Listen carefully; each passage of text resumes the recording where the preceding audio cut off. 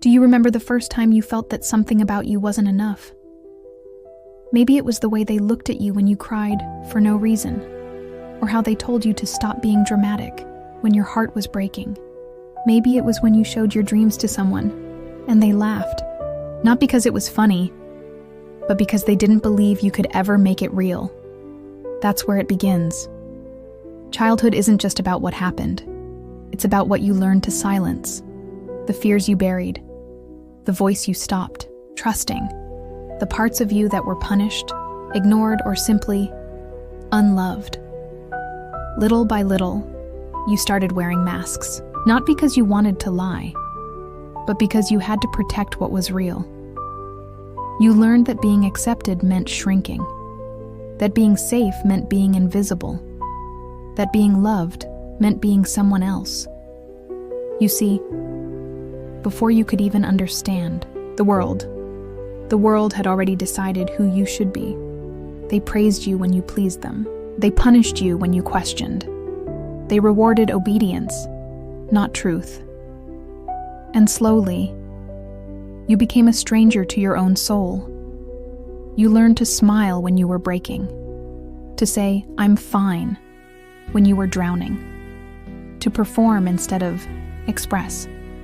And this silent conditioning, it never left. It followed you into adulthood like a ghost whispering, "Don't be too much. Don't be too loud. Don't be you." Think about it. How much of your current pain is just the echo of a childhood wound that was never allowed to heal? We don't grow up. We just grow around the pain, and the system knows this. That's why it doesn't teach children how to feel. It teaches them how to obey. Why do you think school rewards memorization, not imagination? Why does society shame vulnerability, yet glorify burnout? Because if you knew how powerful your inner child truly is, you'd stop asking for permission. You'd stop apologizing for existing.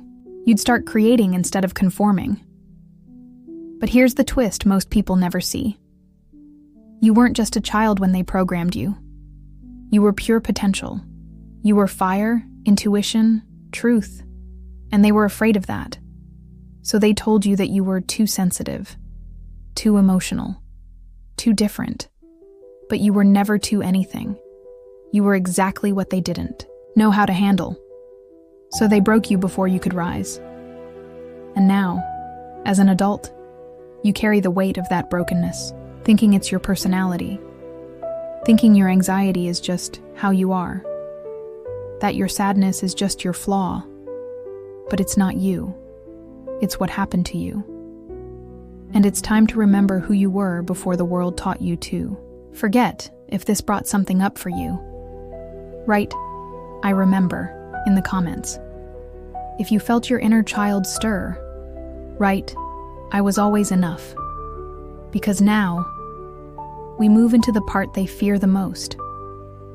What happens when you stop surviving and start reclaiming yourself?